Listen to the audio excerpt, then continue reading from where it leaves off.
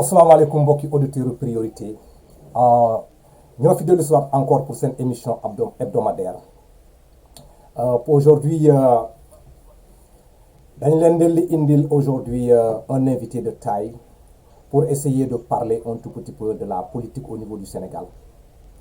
Cet invité de taille là dinaa leen ko présenter après, mais bien avant de commencer l'introduction là damay féliciter d'abord remercier les Sénégalais et les membres yoo xam ne dañoo assigné wu ci channel bi di joxe seen contribution, particulièrement les gens qui me suivent dans le Facebook, parce que je remarque que maintenant là dans le Facebook la vision de ce truc là de cette chaîne là mu ngi am doole quoi.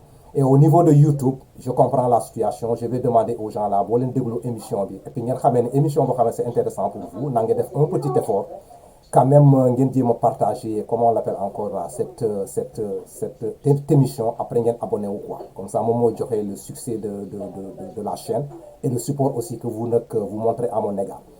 Aujourd'hui comme ni ma leen ko waxee maa ngi ci plateau bi avec deux frères.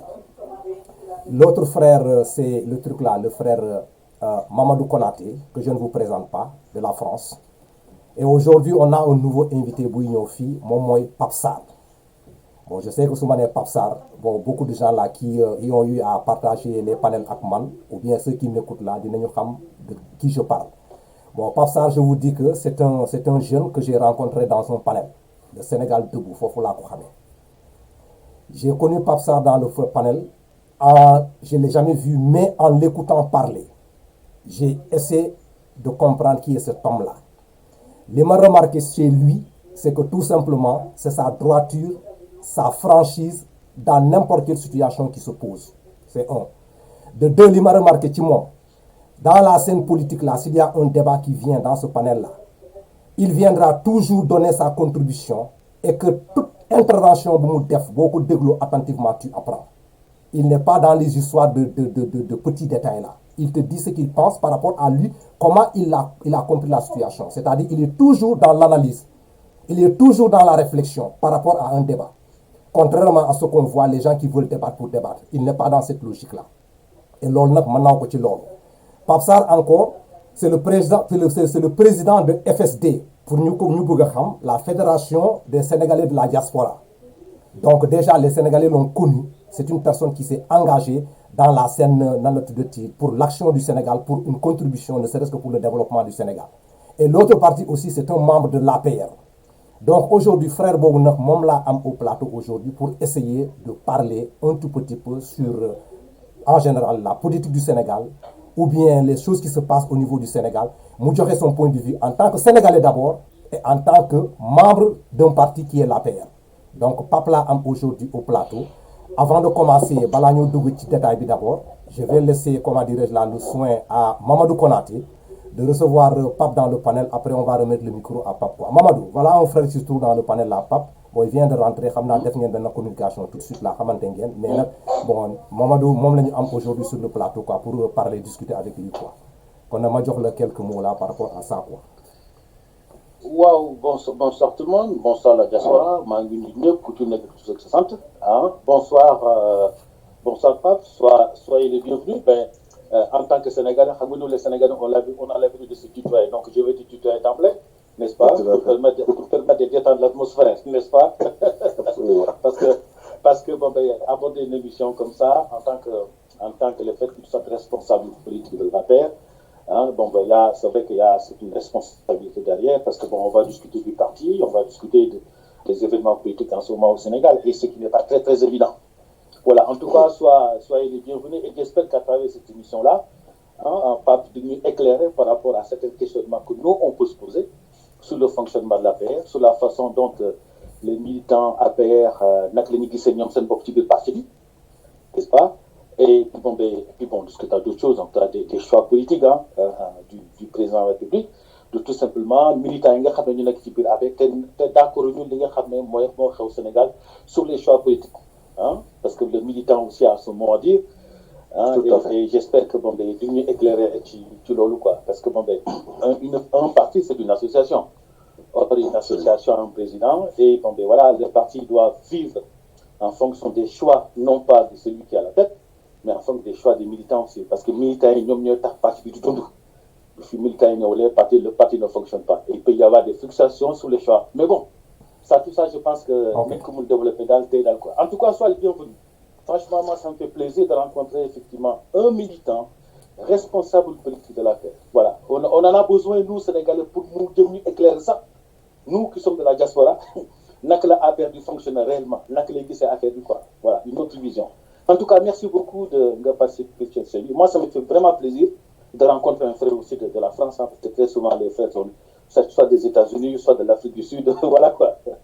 Voilà. En tout cas, merci beaucoup d'être là. D'accord. Merci beaucoup. D'accord, Pape, il n'y a pas de problème. Merci Mamadou pour l'introduction. Donc, Pape, Yangi Fi, Diakarlo ak Sénégalais Fi sur le plateau de priorité.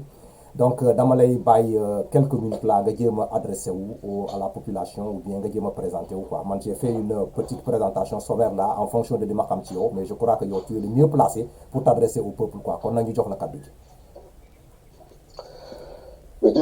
jërëjëf merci beaucoup, merci monsieur Konaté, merci monsieur Camara, merci vraiment à tous les auditeurs qui nous écoutent par tous les médias interconnectés. J'ai un grand plaisir, c'est vraiment un immense plaisir pour moi d'avoir ce privilège aujourd'hui de m'adresser à la communauté sénégalaise de la diaspora et du Sénégal, si tant est que les médias nous permettent d'intervenir de n'importe où, mais d'être audible un peu partout sur les 4 coins du monde. Donc c'est un grand privilège et c'est possible parce que vous me faites cet honneur-là. Je ne peux que vous remercier infiniment. Je suis très heureux de partager le plateau avec mon camarade de France. Nous sommes nous les France, Nabé, le pays de la diaspora pionnière, et c'est toujours un plaisir de partager un plateau avec un Français. C'est vrai que nous sommes les rois de la spéculation, nous ne sommes pas aussi pragmatiques que les autres Américains, mais enfin nous sommes tous sortis du même moule et nous sommes Sénégalais à part entière. Donc merci de me faire cet honneur, je suis prêt à partager avec vous ce plateau et à répondre à toutes les questions qui me seront posées dans la mesure du possible. D'accord, il n'y a aucun souci, il n'y a pas de problème. Donc, on est là, on n'a qu'à entrer dans le vif du sujet. D'accord, Pape, sans pour autant plus tarder, bon, pour c'est le plaisir là de te recevoir dans le panel là, bon, introduction, on a quelque chose en commun sans se connaître. C'est-à-dire, on a un défaut. On dit ce qu'on voit, on dit ce qu'on pense. Je crois qu'on a quelque chose en commun là-bas, quoi. waaw Pape man daal am na benn affaire boo xamee ne bon nan la tuddee ci am na je suis venu ma gis tombé ci sa benn intervention bi nga def temps yi du ma teg élément bi sax quoi yor naa ko mais du ma ko teg mais am na ay points yoo xam ne dama ko ci recevoir quoi te points yooyu man li ma ci jàngat je n'ai rien vu là-bas de compliqué ou bien de grave. Je sais que c'est un Sénégalais qui a son point de vue par rapport à une gestion, par rapport à quoi que ce soit mu koy exprimer totalement non que les gens interprètent ça autrement man li ma ci gis waa ji lii la gisee situation bi il a le courage de venir dans le plateau là pour s'exprimer te mu dem mu expliquer ko balancer ko pour que ñëpp a xam ne lii mooy sa position mais ki fera ki yooyu ma ci remarqué d'abord là am na loo xamee ne da nga attirer l'attention du président de la République là non du public là que ne nit ki boo nekkee ak moom mais temps boobu bi nga doon wax da nga doon adresse au président de la République y a des moments yoo xamee ne su fekkee ne gis nga loo xamee ne c'est pas ça da nga koy indi à la raison bëgg naa su fekkente c'est possible nga dellu si point boobu nga jéem ko éclairer au niveau du nan la tuddati la comment dire là des Sénégalais mais balaa ñoo dugg ci loolu d'abord la balaa ñoo dugg ci loolu xam naa présentation bi jox naa la ko defoo ko j'aimerais tout simplement nga ñëw nga expliquer yow sa engagement bi nga am en tant que Sénégalais là au niveau de la diaspora parce que am na benn entité wax yor nga ko boobu foofu bëgg naa pour Sénégalais yi mën a xam exactement qui parle comme ça quoi est-ce que mën nga ñëw ji wax tuuti quoi balaa ñoo dugg dans ces questionnaires là quoi. Oui, Pape Sarr, merci Bakary. Pape Sarr est un Sénégalais bu dëkk Nantes, effectivement.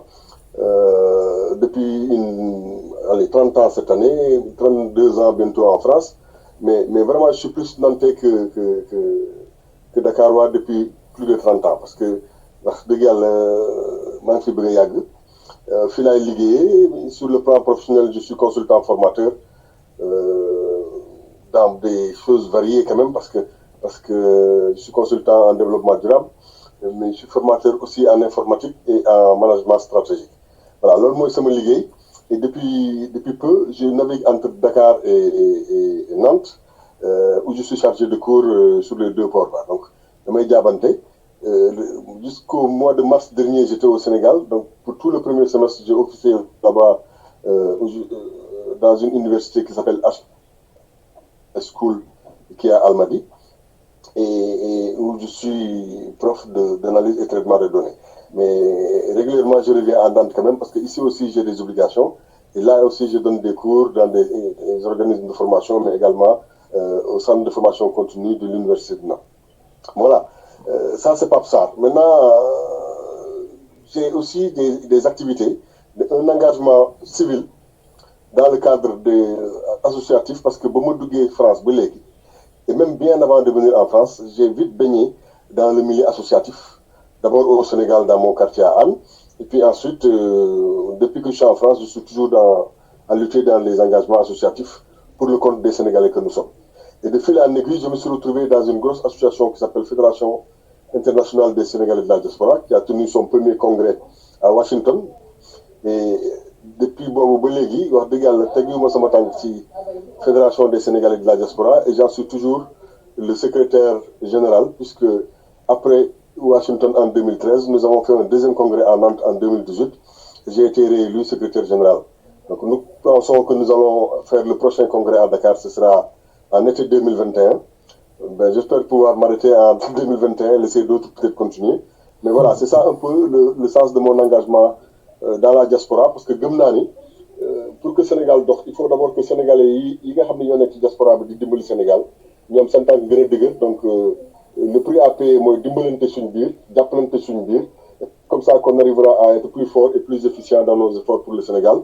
Si tant est que si le Sénégal arrive à équilibrer un tant soit peu sa balance des paiements, c'est parce que bon an, mal an, les Sénégalais de la diaspora envoient au moins 3 milliards, l'équivalent de 3 milliards par jour au Sénégal. Ouais. Même si le coronavirus est venu engloutir tous nos efforts l'année dernière, mais je pense quand même que nous continuons aujourd'hui d'être le socle de nos familles restées au Sénégal. Voilà, moi c'est mon engagement civil. Maintenant, c'est vrai que j'ai aussi un engagement politique. L'un ne peut ne pas aller sans l'autre. J'ai été membre du PDS dans un court moment au Sénégal, c'est dans les années 88 quand on était à l'université de Dakar.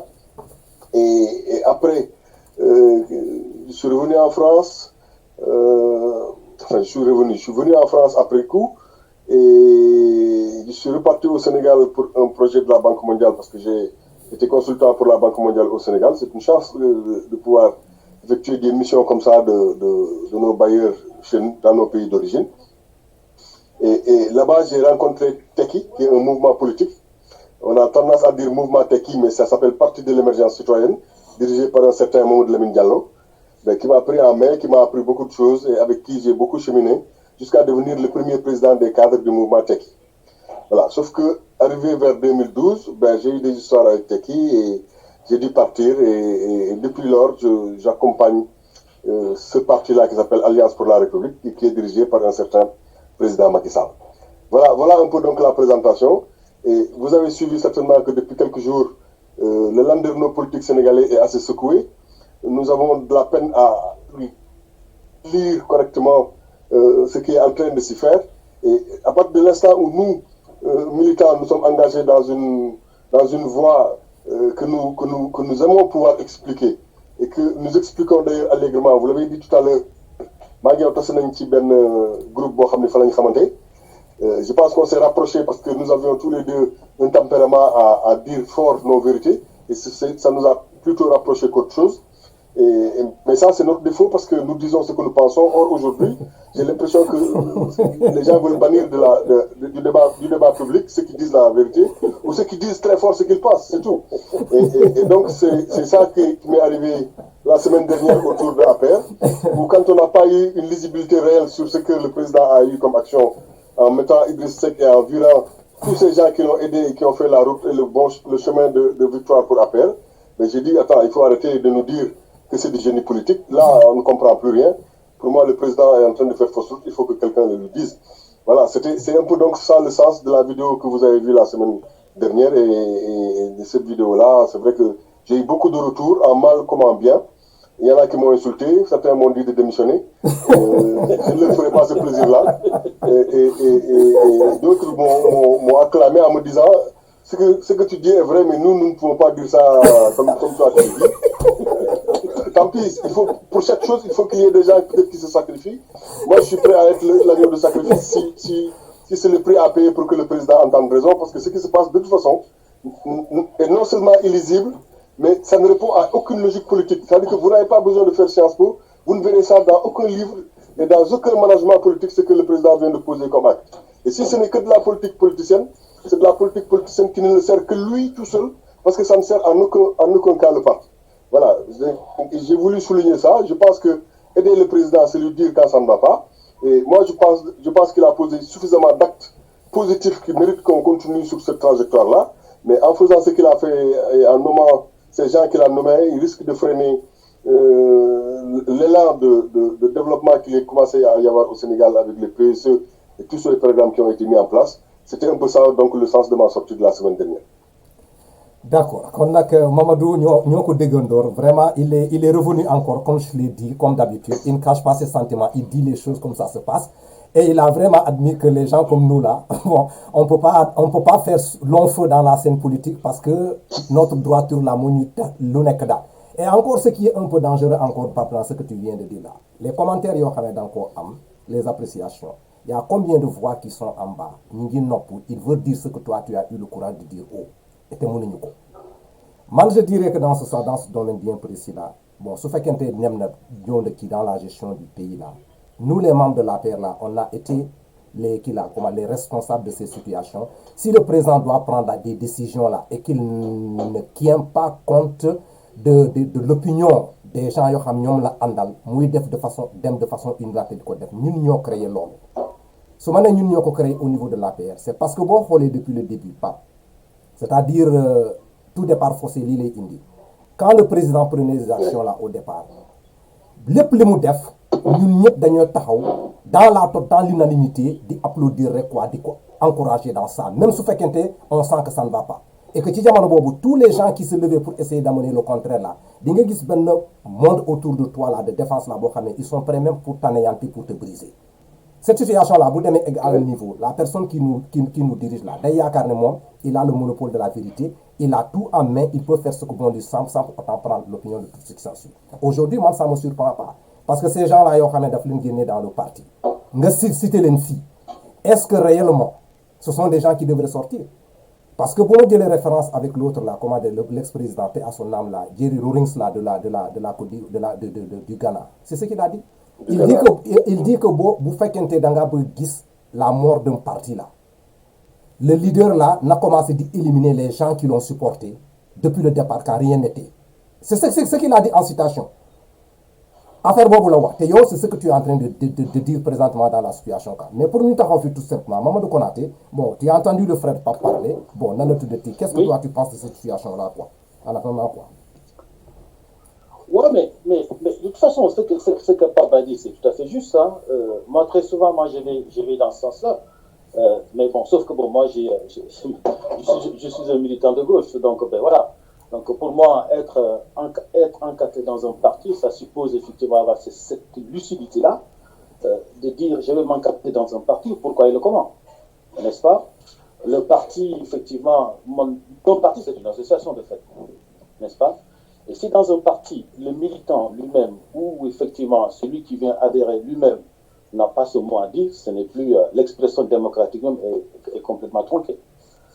Voilà, donc bon, moi, à l'APR, c'est comme ça que je vois les choses, parce que voilà, toutes les décisions sont complètement descendantes. Le militant n'est pas du tout écouté, ça c'est un état de fait. Mais de l'autre côté aussi, est-ce que le militant lui-même, le jour où il prend sa carte dans l'APR, ok, il sait ce que c'est de l'APR, quel est l'idée du parti, quelles sont les valeurs de l'APR, est-ce que le militant est formellement au sein même du parti, parce qu'un parti, effectivement, il est là pour gagner le pouvoir, hein, et d'y rester durablement, n'est-ce pas? Mais ceci ne peut pas se faire sans les militants. Or, les militants doivent avoir son mot à dire. Moi, j'ai l'impression qu'en fait, que l'APR, c'est un parti de providence, en fait, où effectivement, quand tu dis oui, voilà, tu as obtenu gain de cause, et puis bon, voilà, tu te soumets, tu n'as rien à dire. Et donc, pour moi, ce n'est pas quelque chose qui est tout à fait conforme par rapport à ma façon de faire de la politique et à ma façon de militer tout simplement dans un parti politique. Voilà. Okay. Et quand je dis très souvent, oui, beaucoup de mes collègues de l'APR ont voulu boycotter pour que je prenne ma carte d'identité. Donc, quand je dis ça, on me dit, ouais, mais si, cela. Mais bon, en fait, ça, c'est un état de fait. Et moi, je vais dans le sens, effectivement, de notre frère Pacha, qui dit que, voilà, vous faites que des grandes limites, donc il y a aussi. Mais qui n'est pas aussi, il faut que vous dites ouais. Parce que je ne pense pas que ça soit pas, que ça soit moi, que ça soit un paquet. Et bien d'autres, d'ailleurs, Sénégalais, effectivement, ne sont pas là, effectivement, pour accompagner le président et lui dire tout le temps oui. Parce qu'en fait, ça ne le fait pas aussi. Parce qu'il faut aussi accepter la contradiction, ou bien même les contradictions au sein même d'un parti. Parce que les débats politiques, ça se passe à l'intérieur du parti. Ça se passe aussi à l'intérieur des sections. C'est eux qui font des remontées. Et très souvent, effectivement, les propositions viennent d'en bas. Mais vous faites qui fait une critique. Il y a créé un parti. Parce qu'en fait, c'est ça en fait. Parce que très souvent, les gens sont à la tête de certains partis. Hein, entre guillemets, hein, le OMI, que ça l'appelle, que ça vient d'autres partis, sauf le PS. Parce que le PS, effectivement, c'est un parti qui a été structuré autrement. Mais très souvent, on se rend compte qu'en fait, que c'est le président qui décide de tout, et puis bon, tout le monde doit obéir. Moi, ce sont des choses de rabia. À un moment donné, il faut changer ça. Et je pense qu'il y a un axe citoyen qui doit se faire, de façon à ce que le citoyen lui-même puisse avoir un autre rapport avec son président de parti, un autre rapport ici avec le pouvoir. Moi, la question juste que je voudrais bien un tout petit peu poser à notre frère Pape. Mais Pape, madame, question pour Mahaoudia. Depuis 2012, Macky est le président de l'APR, n'est-ce pas? Ça fait quasiment 8 ans maintenant. Et je me suis toujours posé la question, un parti politique, on a de renouveler le président. Un parti politique, est-ce que l'APR ne doit pas renouveler ses instances politiques, ses instances, ceux qui sont là pour diriger le parti? Est-ce qu'il n'y a pas toujours le... Parce que quasiment c'est toujours le même. Macky est toujours le président de... Même pour faire que des moments créer association, créer parti. Mais en un moment donné, je pense que élection formelle, renouvellement des instances formelles. Et j'aimerais bien te poser la question sur comment toi tu vois ça au sein même des militants qui sont de l'APR, au sein même des instances nationales de l'APR. Comment ils voient ça? Est-ce qu'à un moment donné, il ne faut pas qu'ils se posent la question du président? Nous voulons bien, mais il faut qu'il y ait une réunion. Je dis ça parce qu'il me semble, parce que j'ai lu de manière très transversale, hein, des fois je m'arrête un tout petit peu à certains articles de l'APR. Il me semble, à moins que je me trompe, hein, je n'ai pas vu une seule fois dans un article qui dit pendant telle année ou pendant une telle période, il faut qu'il y ait effectivement le renouvellement des instances du parti. Disons-moi quoi, rien peut-être amené aussi dans j'en sais rien, mais l'article, j'ai l'impression que je ne l'ai pas vu quelque part. Alors j'aimerais bien que tu m'éclaires un tout petit peu là-dessus parce que tu es un responsable politique et apparemment, effectivement, tu sais très bien comment l'affaire fonctionne. Voilà. Merci beaucoup. Merci, M. Lové. Il est vrai que si on fait le focus sur APR en tant que parti, ouais. L'APR souffre de la même maladie que tous les partis politiques qui existent aujourd'hui au Sénégal. J'en ai fait l'amer constat. Ouais. Et alors que nos textes au Sénégal sont très bien formatés pour qu'il y ait des renouvellements d'instances à minima, que les gens puissent se rencontrer. Ce n'est pas tout d'ailleurs forcément de changer les hommes, mais de les évaluer. C'est-à-dire qu'on considère qu'à partir de l'instant où les gens se rencontrent pour remettre en question un bureau, pour poser des points d'interrogation, évaluer et vérifier si le chemin qui a été fait est bon, ou qu'est-ce qu'il faut changer en termes de ligne de conduite ou de personnel pour une meilleure gouvernance. Mais à partir de l'instant où on fait ça, même si on reconduit les mêmes hommes, on peut considérer qu'il y a une évaluation ou une auto-évaluation des partis. Et ça, c'est de tous les textes de tous les partis, y compris l'APR le prévoit. C'est bien écrit dans les statuts de l'APR. Mais là où il y a un loup, et parce que quand c'est flou, il y a un loup, c'est parce que chaque fois qu'il y a des décisions qui bloquent dans le parti APR tel que les statuts sont libellés, la solution viendrait du président de l'APR. À partir de l'instant où vous mettez le président d'un parti comme l'alpha et l'oméga de tout ce qui doit se passer dans un parti, vous êtes sûr que le président du parti, il est nommé pour y être ad vitam aeternam, et c'est ça le problème. Ouais. Et donc, dans même l'écriture des statuts du parti APR, il n'y a pas suffisamment de démocratie. Mais vous savez, ça encore c'est un chemin. N'oubliez pas que le parti était juste en construction au moment où ils sont devenus présidents. Quand vous avez un parti qui est en construction, qui n'a même pas atteint de maturité réelle, idéologique, et qui devient parti au pouvoir, vous pouvez imaginer que les choses après se passent comme dans une armée mexicaine. Et c'est exactement ce qui se passe avec la paix. Le seul répondant du parti aujourd'hui tel qu'il est, c'est le président du parti lui-même, Macky Sall. Donc il ne peut pas bouger, il est inamovible parce que lui seul est écouté de tout le monde.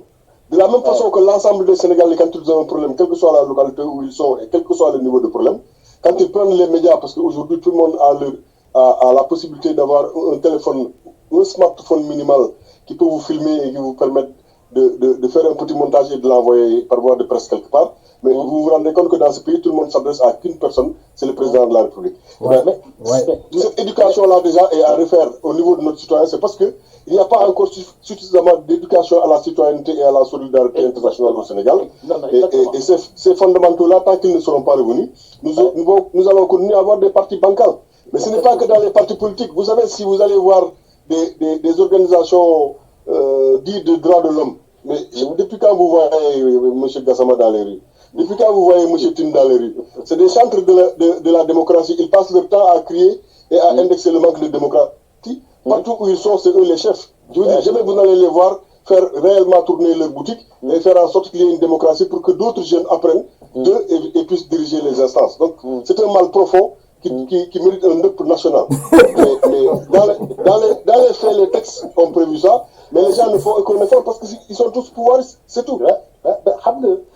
Pourquoi en fait, ma question n'était pas anodine, hein, parce que c'était une façon de susciter le débat. Parce que quand je dis effectivement, je ne vois pas un seul moment où effectivement on dit que les instances doivent être renouvelées, c'est parce que quelque part, à un moment donné, tu as parlé de cette notion de citoyenneté-là, que nous devons tous avoir, n'est-ce pas? Parce que pour adresser parti, vous devez adhérer là, le demain. Parce que sinon, si tu n'as pas ça, franchement, la façon dont toi, effectivement, tu dois militer dans la paix est complètement bancale, comme tu dis. Et donc, en fait, moi, je pense qu'à un moment donné, il faut revenir sur les fondamentaux, sur le comment devenir un acteur et comment. Parce qu'en fait, si tu veux, quand on est dans un parti, on a un acte militant. Or, cet acte militant-là, est-ce qu'il est effectivement exprimé totalement dans cette forme de démocratie dont tu parles? Je ne crois pas trop. Parce qu'en fait, si tu veux, moi, je pense que devenir acteur, ça supposait être sensible à l'intérêt général et implique, si tu veux, de se percevoir citoyen en trouvant du sens dans les relations sociales, dans les sentiments que l'on éprouve envers son habitat et son environnement. C'est-à-dire qu'à un moment donné, le militant lui-même, il doit être capable d'être pourvoyeur, d'être vulgarisateur de la ligne politique du parti. Or, en fait, moi, je constate que l'affaire n'a pas... Moi, je vais aller beaucoup plus. Mon frère Pape, pour les militants aujourd'hui, et tu leur dis quels sont les statuts premiers de la PR, les articles premiers de la PR, nous le commun, c'était pas beau. Ça prouve que quelque part, l'adhésion se fait. L'adhésion se fait parce que qui ne m'a pas il adhère, de m'a pas il adhère, donc le président va mourir lui-même. Alors donc, ceux qui sont censés, ceux qui comprennent bien les enjeux et qui lisent les articles, parce qu'encadrer quelqu'un dans un parti, c'est pas facile, hein. C'est extrêmement difficile. Moi, j'en ai vécu ici, pour encadrer une personne, c'était la croix à la bannière. Donc, par conséquent, le militant lui-même, le simple militant lui-même, qui n'a pas lu le statut de la paix, qui ne sait pas qu'est-ce que c'est que l'appel, à part sinon de dire c'est l'alliance pour la République. L'inéquilibre, non, et je te donne pour preuve, lors des dernières élections, là, moi qui ne suis pas du tout encadré dans la paix, et qui est un sympathisant de la paix, parce que j'ai beaucoup d'amis qui sont encadrés dans la paix, et j'ai soutenu le président Macky Sall parce qu'il avait un bilan, parce que ben voilà, il fallait pas changer comme ça. Bon voilà, je l'ai soutenu. Je l'ai soutenu par conviction, même pas parce que c'était pas idéologique, mais je l'ai soutenu par conviction. Et Pape, je peux te confirmer, que je te jure, que quand on faisait campagne, et j'en ai pris quelques militants, et quand je lui pose la question, non mais, là, moi, après, tu sais, l'article prévu, mais très peu de militants, très peu de militants. Il y a même certains qui m'ont dit, on s'en fout, après le président Macky Sall, point bas. Et donc, du coup, mais c'est une aberration collective je peux vous dire que 80% des militants d'APR, surtout, et ça c'est spécifique à APR, parce que ce que vous posez comme question, si vous posez la question dans la plupart des partis de gauche, chez nos amis du PIT, de la LD ou du Parti Socialiste, vous aurez la réponse tout de suite. Parce que ces gens-là ont le réflexe intellectuel d'intellectualiser les choses, de marcher à partir d'une idéologie clarifiée et expliquée. Mais ce n'est pas de l'élitisme, hein, c'est juste de la conscientisation pour que les gens, quand ils prennent le parti de marcher avec quelqu'un, qu'ils sachent pourquoi ils le font. Aujourd'hui, à APR, les gens ne sont encartés APR que parce qu'ils veulent supporter le président Macky Sall, mais ils ne comprennent rien à sa politique. Il y en a qui se disent du temps de Abdoulaye Wade qui sont libéraux, si tu leur demandes c'est quoi l'idéologie libérale, ils ne savent pas. Ils ne savent même pas ce que ça veut dire. Donc, exactement. Sur cet angle-là, les Sénégalais ont encore beaucoup d'éducation à faire, et je pense que ça vient des partis. Mais je veux dire, volontairement, nos élites veulent garder notre peuple asservi dans cette méconnaissance-là. Pourquoi? Parce que c'est comme ça que ça les arrange. Et le pouvoir avoir le fait que eux étant le pourvoyeur et le créateur d'un parti, en ont la propriété de manière non dite. Voilà ce que ça veut dire. Je veux dire, ces gens qui m'ont appelé, qui m'ont dit, mais si tu n'es pas content, tu dégages. C'est parce que j'ai connu le fait. C'est que pour eux, je dis non. Pour eux, je suis en train de dire non à une vision du président Macky Sall. Alors que ce n'est même pas une vision. Ce n'est même pas une vision. C'est un réflexe malheureux. Oui. C'est un réflexe malheureux qui n'a aucun fondement ni politique ni économique et qui risque à terme de bloquer les efforts qui ont déjà été fournis. Vous savez, vous et moi avons supporté le président Macky Sall, mais nous l'avons basé sur des choses. Moi, j'ai fait plein de débats, de grands débats avec les étudiants. Dieu sait que les étudiants sont teigneux et problématiques. Mais il y a très peu d'étudiants qui ont réussi à me dérouter et à se mettre à mettre quelque chose de valable sur mon chemin parce que j'avais des chiffres et parce que j'avais des réalisations et une vision. Et quand vous avez ça, personne ne peut vous arrêter. Et la plupart des gens qui ont supporté Macky Sall ne l'ont pas forcément supporté parce qu'ils sont à APR. C'est pour ça que les gens se trompent. Ils l'ont supporté parce qu'ils supportent une vision et un espoir d'un Sénégal émergent. Très bien. Et bien, ces gens-là ne sont... La trois quarts du temps n'appartiennent même pas à APR. Ouais. Mais aujourd'hui, le président, c'est l'heure quand il dit, en allant chercher Idriss Seck, je veux m'assurer d'avoir 80%, 85% des électeurs. Mais vous savez, jamais je n'ai vu un calcul aussi faux et aussi loufoque. Et il n'y a personne pour le lui dire. Moi, j'ai les militants de la BF qui m'expliquaient que Barthélémy était sorti, que il a dit que de toute façon, qu'à l'heure actuelle, Macky ne peut pas faire des élections. Mais il faut se tromper. mais non, mais sans... Parce qu'en fait, vous pensez que le fait de prendre le fait de penser, c'est suffisant pour gagner l'élection. Non, parce que vous avez une forte minorité. C'est tenté de dire même une forte majorité. Absolument. Qui ont soutenu le président, comme tu dis, que ce soit toi, que ce soit moi, qui n'adhèrent pas aujourd'hui sur la façon dont le président fonctionne. Et on le dit, on n'est pas là pour des intérêts personnels. Maintenant, les madame quasiment, mais je pas, moi j'ai fait 42 ans que je suis enfant. Dans la 34 ans de carrière, je suis dans le Sénégal. Vous me faites des football, là, mais moi je peux soutenir le président autrement. Pendant l'élection là, quand j'ai dit ça, les gens me disaient, mais tu es fou. Ma femme m'avait même dit, écoute, tu arrêtes. Vous devez lire mon équipe, tu arrêtes. J'étais parti convaincre une famille à Sergi Pontagici. Il y avait le père, la mère, le cousin, ils étaient tous, ils ont une bonne dizaine. Parce qu'ils voulaient, ils ne savaient pas qui voter. Je suis rentré chez eux, il était 18h30. J'en suis sorti, il était presque 21h30. Parce que le bilan, je l'avais. Parce que moi, j'avais des copains qui sont membres du club Sénégal émergent, et puis bon, je connais quelques responsables qui m'ont envoyé effectivement. Ils m'ont envoyé le document comme ça en vrac, j'en ai fait la synthèse. Donc je savais exactement ce que j'étais. Tout comme toi. Et quand je discutais avec eux, je me dis que ce qu'ils comprennent effectivement de la politique de Macky, ils ne peuvent pas effectivement me convaincre par rapport à ça. Mais par contre, moi, à l'inverse, je vais le convaincre. Quand je suis parti prendre ma voiture, j'ai vomi. J'ai vomi tellement que j'étais sous tension. D'accord, ok. Beaucoup de gens pensent que ceux qui soutiennent aujourd'hui Macky, ceux qui l'ont soutenu pendant l'élection présidentielle, ce sont des apéristes. Mais c'est complètement faux. C'est faux. C'est complètement archi faux. D'accord. Gars, Mamadou, d'accord. Nous avancer tout de suite débat parce que le frère Pape tout de suite a touché, comment dirais-je là, le problème. Am na su ma nee heure bi jeex na di nga yuuxu fii quoi. Ah, mais moi, je suis comme d'habitude. Non, c'est intéressant quoi, vraiment c'est intéressant. Léegi nag bon nañu jéem a génne le maximum quoi. waaw léegi nag Pape a touché tout de suite le problème de l'autre là, Idrissa Seck. Pape bi nga nekkee ki sa kii bi ki sa vidéo bi nga génne am na benn phrase bu fa génne man je n'ai pas compris parce que sama olof sorewul da nga ne dañuy war a créer benn opération Gimmi Sekki Seck qu'est-ce que ça signifie lan la lu tax lan moo indi idée boobu quoi. Gimmi, tu sais, je suis un wolof du Njambur. Ah bon. Gimmi, c'est quelqu'un qui s'endort. Ah, ok. Quand quelqu'un commence à s'endormir, il commence à fermer les yeux. Quand il cligne de l'œil, il faut le toucher pour qu'il rouvre les yeux. Oh. Le fait de rouvrir les yeux, c'est là où Gimmi. Ok, léegi Sekki lan mooy Sekki.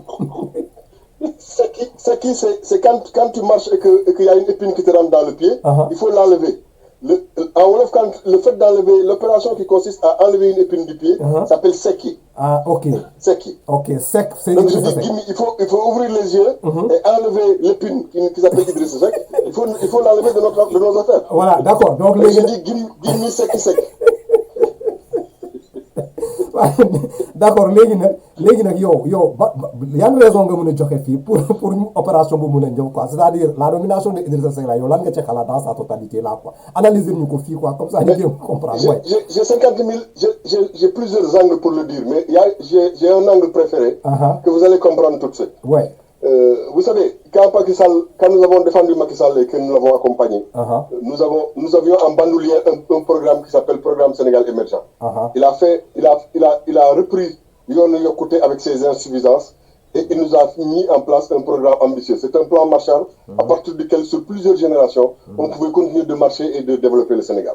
Mais il faut quand même comprendre que ce programme-là a permis d'accélérer un peu la croissance et les facteurs de croissance au Sénégal, qui ont fait qu'on est passé de 1,2% à presque 6,50 et 7%. Tout le monde l'a vécu. Moi, je veux bien qu'on vienne me dire que la croissance est extravertie. Encore que ça, on peut démontrer que ça aussi c'est faux. Mais ce qu'on doit comprendre quand on est économiste à minima. Moi, je ne veux pas être expert. Je veux que les gens se rendent compte que ce soit de l'économie, du droit ou n'importe quoi, ça n'appartient pas seulement aux gens qui sont dans la doctrine, mais à n'importe qui. Ouais. Pour peu qu'on veuille comprendre.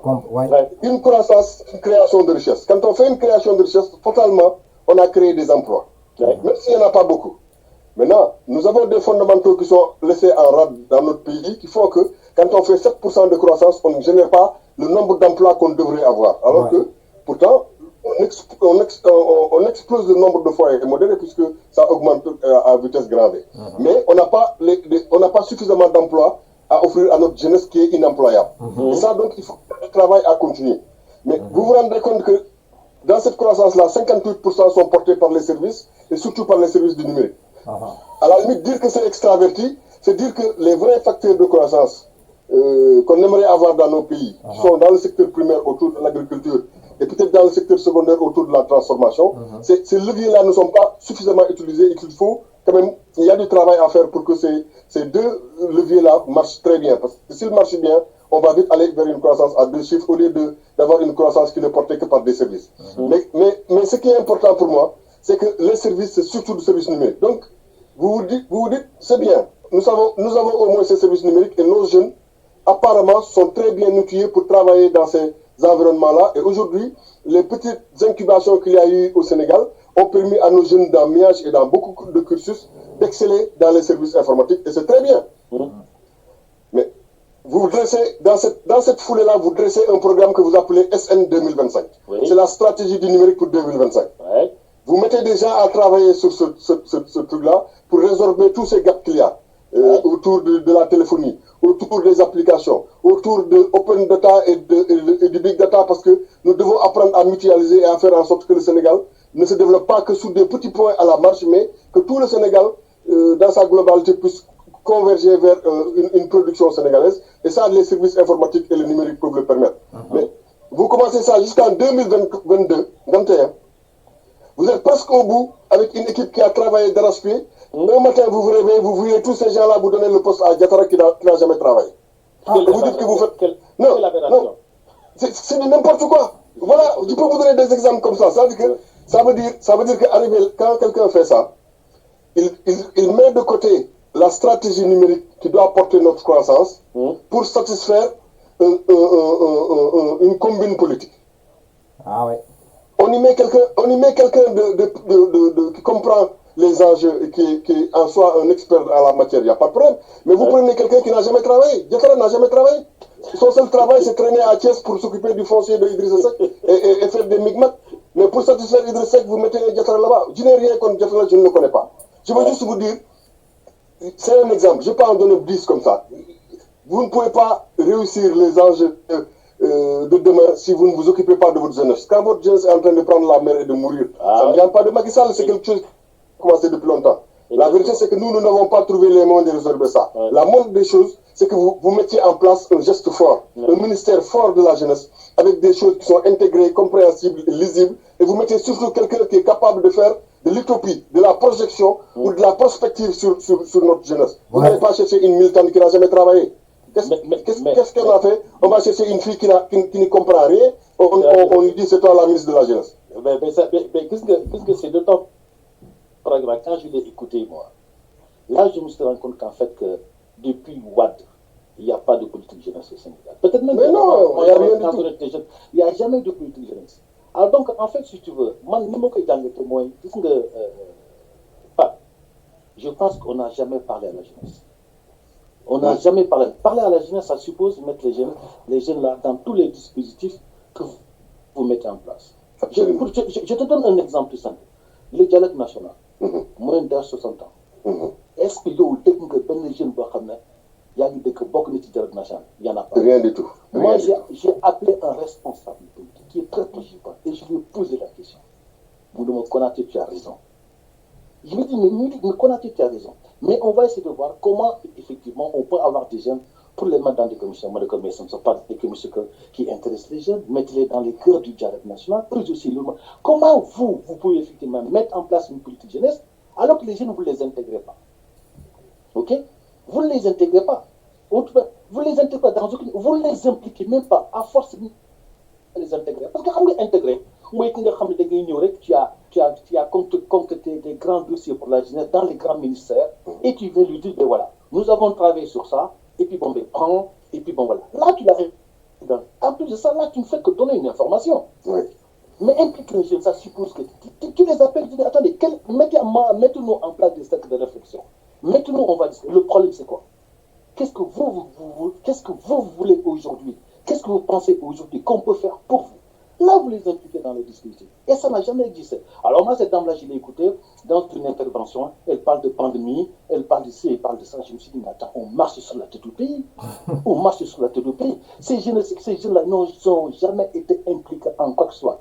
Je pense que Pape, tu seras d'accord avec moi. La jeunesse, c'est la culture, la jeunesse, c'est le sport, la jeunesse, c'est la santé, la jeunesse, c'est l'intérêt générationnel, la jeunesse, c'est l'éducation. C'est-à-dire que mon Dieu a un dispositif que tu peux mettre en place aujourd'hui sans pourtant te dire, mais tiens, les jeunes ne peuvent pas être partie prenante ou partie intégrante là-dedans. Ça n'existe pas. Mais tout ce qu'ils ont fait, Konaté, tout ce qu'ils ont fait, oui, c'est les abrutir davantage. C'est-à-dire qu'ils les ont embrigadés dans des histoires de cogère, dans des histoires de je ne sais pas quoi, pour qu'ils s'entretuent tout le temps et qu'ils servent de variable d'ajustement politique pour des leaders qui là que pour voler et pour partager des gâteaux. C'est ça. Les jeunes, on a éduqué nos jeunes, la plupart de nos jeunes, dans des pré-bandes politiques. Ouais, c'est ça. Je vais vous dire, ce qui s'est passé hier à Guédiawaye en est une illustration parfaite. Ils ont pris un jeune qui a passé ces derniers jours son temps à se plaindre et à insulter parce qu'il ne s'est pas senti servi. Du jour au lendemain, ils en ont fait le responsable de la Cogère à Guédiawaye pour frustrer un autre jeune qui a déjà suffisamment profité et qui, lui, de toute façon, ne peut pas dans l'immédiat se plaindre parce qu'il a déjà reçu pas mal de prébandes qu'il n'a pas pu partager lui-même. Vous voyez, les gens savent comment faire pour braquer les jeunes et les mettre comme des petits sauvageons les uns en face des autres, mais pour ne pas qu'ils se servent eux-mêmes et qu'ils servent le pays. Exactement. Donc ça veut dire que quand on veut vraiment s'occuper d'une politique de jeunesse, d'abord on met en place des gens qui savent ce que c'est. Il nous faut des psychologues, il nous faut des gens qui sont en capacité de comprendre les orientations, il nous faut des gens qui soient capables d'orienter. Vous savez, quelqu'un comme Camara, au lieu de le laisser aux États-Unis, on doit lui donner, on doit regarder de quoi il a besoin, de multiplier par 7 et le ramener au Sénégal pour qu'il s'occupe de mettre un peu de technicité et de savoir-faire dans la tête des jeunes, de manière à ce qu'on décentralise ne serait-ce que les centres de contrôle technique au Sénégal. Quand vous avez écouté Bakary Camara vous dire ça une seule fois, vous vous dites mais pourquoi le gars il est aux États-Unis? Voilà, c'est pas normal. Alors que les gens font la queue de Castor au service de mine pour faire un contrôle technique et c'est devenu un business. Les gens ils passent la nuit et ils sont heureux et la vie continue. Vous voyez, les gens n'ont rien fait pour que notre pays change de paradigme. S'ils le veulent, ils le peuvent. Ils ne veulent pas. Je veux dire, moi, je commence à suspecter mon président de faire exprès de mettre des gens qui ne réussiront de toute façon pas dans les postes où ils sont. Parce que si on attend que les problèmes de jeunesse soient résorbés et résolus par quelqu'un comme la dame qui est ministre de la Jeunesse, vous pouvez être sûr qu'il ne se passera rien. Si vous voulez faire de l'industrialisation, c'est le b.a.-ba quand on veut faire une relance économique dans un pays. Et pourtant, ça, pour moi, le président y croit. Il a mis quand même suffisamment de choses en branle pour qu'on puisse croire qu'il veut vraiment changer la donne et nous amener vers une émergence économique. Mais bon sang, on ne peut pas faire d'émergence économique sans industrialisation. Vous ne pouvez pas mettre quelqu'un qui n'est pas capable de faire la prospective minimale en termes d'industrie et vous en faites le ministre de l'Industrie. Je peux vous donner comme ça des exemples à la peine. Je dis, mais ça, c'est quoi? L'incompétence des gens sur certains postes. C'est ça surtout en fait. Moi, le Sénégalais du Dieu, mettons-nous des gens qui sont capables de porter le Sénégal. Mettons-nous des gens qui sont capables de s'entourer d'experts. Mettons des gens qui sont capables de maîtriser le dossier. Mettons des gens qui sont capables de mener à bien leur délégation. C'est ça qui manque au Sénégal. Parce qu'aujourd'hui, comme tu l'avais dit, comme tu le disais avant, mais tout est politique au Sénégal. Toute sortie est politique. Malheureusement. Mais on ne peut pas passer notre temps à faire de la politique. Il y a un temps pour tout. Mais ils ont même politisé nos mosquées, je veux dire. Mais tu te rends compte. Moi, j'ai écouté 2 vidéos là qui sont en train de traîner dans les réseaux sociaux là, à propos de Noël là, n'est-ce pas? Mais les chrétiens, les jeunes chrétiens sont en train de sortir. Je te jure que je serai à Dakar, je prendrai une pancarte pour les supporter, parce que au nom de quoi on va aller permettre, en pleine pandémie, que les gens puissent aller au Magal. Moi, je suis Talibé Mourid, petit-fils de Serigne Mbaye Sarr. J'aurais pu être même un djihadiste mouride si ça existait. Mais je vous dis que accepter qu'on puisse en pleine pandémie aller au Magal de Touba et interdire aux jeunes chrétiens de faire Noël, c'est n'importe quoi. Je veux dire, vous ne pouvez pas le justifier. Voilà, c'est tout. Et donc, du coup, et puis les chrétiens, ce sont des gens ce ne sont pas des râleurs, hein. Ce ne sont pas des gens qui vont se manifester pour oui, pour non. Quand ils disent quelque chose, quand ils le font... Au contraire, c'est la crème de notre pays. On peut le dire, c'est la crème de notre pays. C'est des gens qui respectent tout, qui font les choses comme ils doivent le faire. Et la plupart de leurs jeunes travaillent. Vous savez pourquoi? Parce que dans cette communauté-là que j'ai fréquentée, les gens prennent à bras le corps l'éducation. Ils n'ont pas perdu la main sur l'éducation et ils ont gardé une certaine dignité que la plupart de nos Sénégalais ont perdu. Je veux dire, si moi demain j'étais président du Sénégal, le Sénégal il se réglerait. Vous savez pourquoi? Parce qu'il y a beaucoup d'enturbanés et de boromtiaïs que je prendrai. Comme ça les gens vont comprendre. Vous savez, c'est le prix à payer. Oui. Non, je suis petit-fils de Serigne Mbaye Sarr, moi. Je ne peux pas. Je suis Talibé Mouride. Mais ce que je dis, c'est la vérité. Parce qu'il faut que nous disions Mais bien sûr. Quand vous êtes dans un pays où il se passe n'importe quoi, des gens viennent vous sortir des trucs et ils vous disent que c'est de l'islam et ils vous racontent tout et n'importe quoi. Exactement. Et on laisse faire. On laisse faire.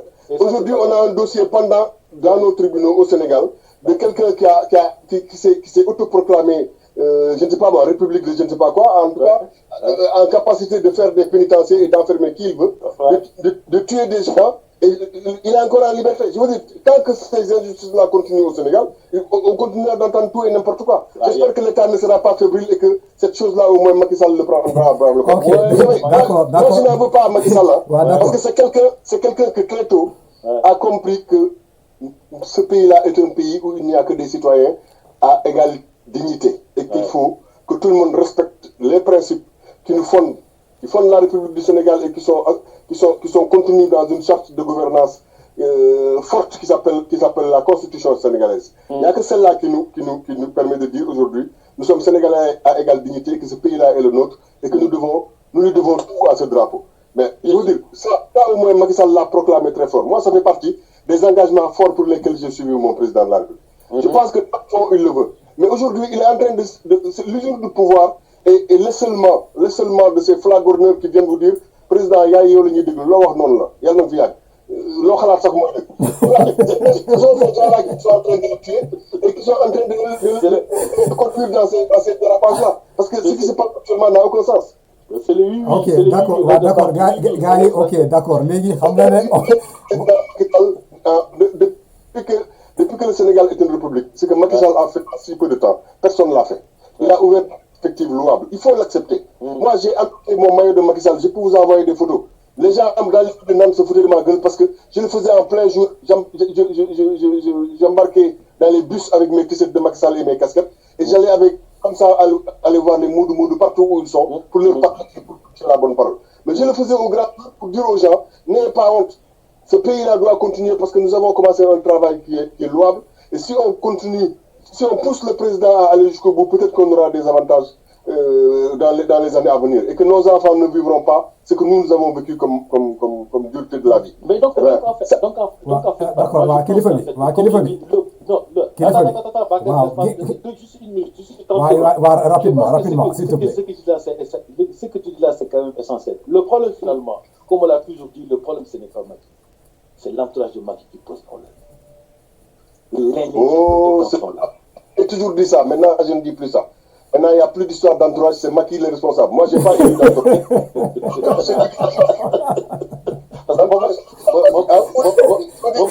On se trompe un peu. Ça va. Ouais, d'accord. Ouais, d'accord. Gars, on est. Ouais, d'accord. Mais là, ce n'est plus une histoire d'entourage. Son entourage, c'est lui qui nomme les enfants. Ouais, Mamadou. Ah ben oui. Mamadou et Pape, on est un peu tenu par le temps là. Je sais que bon, Mamadou non, le débat est intéressant quoi. Si c'est passionné. On va ça. Mamadou Konaté lui il disait que c'est non, t'as envie de dire. Waaw léegi li ma bëgg waaw d'accord léegi li ma bëgg bon Mamadou Konaté bon su fekkente tu as des choses à dire là ma alloué la question comme xam naa ne bu ma la joxee peut-être 2 minutes di nga am loo xam ne di nga ko balaa ñoo jox la parole à Pape là comme ça mu jéem a tënk lépp li mu wax fii mu sànni un message au Sénégalais kon nag je te donne la parole quoi balaa maa clore kii bi quoi le truc là l'émission là. Oui mais tu sais Bakir man je serai pas long man li may wax dëmb moom laay wax tey moom laay wax demain tant que les choses ne changeront pas, ne se bougeront pas. Je pense qu'à un moment donné, il faut arrêter cette aliénation de la population sénégalaise. Le oui là, tout ça là, je pense qu'à un moment, il faut que les citoyens puissent s'exprimer. La démocratie, c'est aussi ça. Que tu sois dans la paix, dans n'importe quel parti, n'est-ce pas? Beaucoup qui sont là, ça ne va pas dans l'intérêt du peuple, c'est le dire, c'est le dénoncer. Voilà, ces nominations politiques-là, à un moment donné, stop. Pablo Lassi vient dire en disant oui, mais bon, non, moi j'ai toujours signé en disant c'est l'entourage. Mais il a si bien dit, quand me nommé, c'est qui nomme le ministre, les DG? Entre guillemets, okay, c'est le président Macky Sall. Donc à un moment donné, il sait sciemment qui me nomme à tel ou tel poste. À un moment donné aussi, je pense qu'il faut que nous, citoyens, que nous ayons un acte militant, un acte de citoyen. Et c'est ça qui fait que aussi aujourd'hui ça n'existe pas au Sénégal, n'est-ce pas? Que nous sentions nos rapports avec le pouvoir. Qu'est-ce que nous souhaitons? Qu'est-ce que nous voulons? Qu'est-ce que nous voulons? Mais il le sait d'ailleurs. Donc franchement, à un moment donné, il faut arrêter quoi? Il faut arrêter parce que depuis je pense que je n'ose pas trop dire qu'on va au mieux.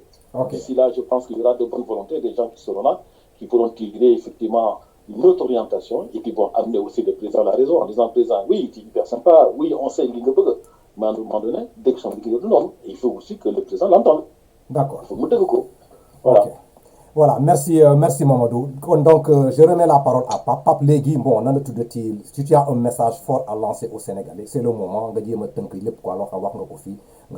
ton dernier mot. Ouais. Beaucoup d'avoir permis de faire cet exercice-là, de discuter un peu avec toi, avec le frère Konaté qui est super intéressant.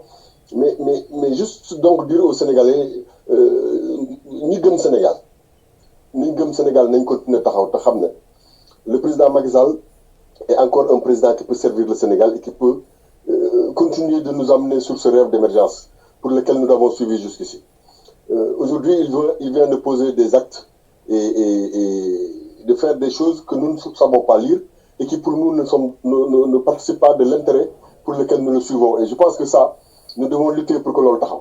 Président, il faut que nous sachions il ne peut pas être président tout seul. C'est le président de notre parti, mais le parti ne lui appartient pas. Nous n'avons pas l'impression nous n'avons pas l'intention de sortir de ce parti. Nous resterons combattrons jusqu'à ce qu'on n'ait plus le pouvoir de le faire. On sera peut-être chassé ou éliminé carrément de ce parti, et dans ce cas, on fera autre chose. Mais on continuera de combattre d'une manière ou d'une autre. Aujourd'hui, la seule parole qui vaille, et je le dis à tous les Sénégalais, moi, Gimmi, Seck. Il faut que Idriss Seck parte. Parce qu'ils ne savent pas travailler. Le travail qui a été fait jusqu'ici. Voilà, je ne dis pas qu'Idriss Seck n'a aucune compétence, non. Mais je pense que le Sénégal pour le Sénégal. Il ne peut pas, comme ça, faire de l'intrusion et venir dans notre pouvoir, alors que nous sommes en plein rêve d'émergence pour casser la dynamique. Et c'est ce qu'il est en train de faire. Si vous avez Macky Sall, ils se disent bien que nous devons des outils et nous devons liggéey tamit Macky Sall sur le faux pour que mu yeew mais opération Gimmi Seck dafa jot. Il faut que les gens se réveillent et il faut que les gens se mettent en face pour ne pas que ça perdure, sinon ça va pas aller. Donc rek laa am lu may sànni comme message, et ceux qui veulent rejoindre Gimmi Seck ils pourront me contacter sur Facebook. Il suffit d'aller chercher Pape Sarr Diaspora Ressources.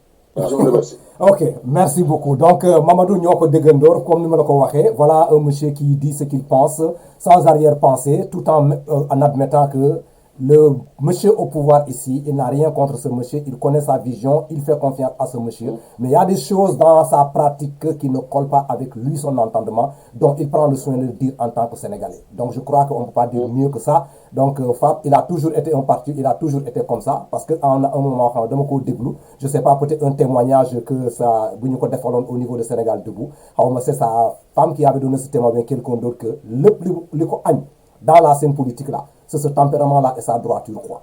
Bon, donc il est toujours resté content dans ce qu'il fait, quoi. Qu'on a qu'aujourd'hui, nous les remercier, de le féliciter pour le truc là, le temps là, pour nous dans ce plateau de priorité pour t'exprimer, quoi. Donc, une fois de plus, la main dans la main, continuons toujours, restons dans le parti, mais ayons le courage de dire ce que nous pensons, quoi. Bon, un de ces 4 matins, peut-être que les gens seront conscientisés de ils ne sont pas là pour gâter qui que ce soit, mais la réalité, il faut, comme j'ai l'habitude de dire, faire la politique autrement. Quand Mamadou et Pape, je remercier les auditeurs de priorité. Les vidéos de pareil, je vous demande d'aller dans le truc là de YouTube, regardez à côté de la cage là, bon, dans notre petit abonné qui chaîne, après sur cette cloche de notification, comme ça toutes les émissions qui vont passer ici, qu'on a une fois de plus, disons-nous à la semaine prochaine. Merci beaucoup Pape, merci Mamadou. Merci beaucoup, merci. Merci beaucoup Bakary, à bientôt. Ok, à bientôt. Merci. Bakary. Ouais.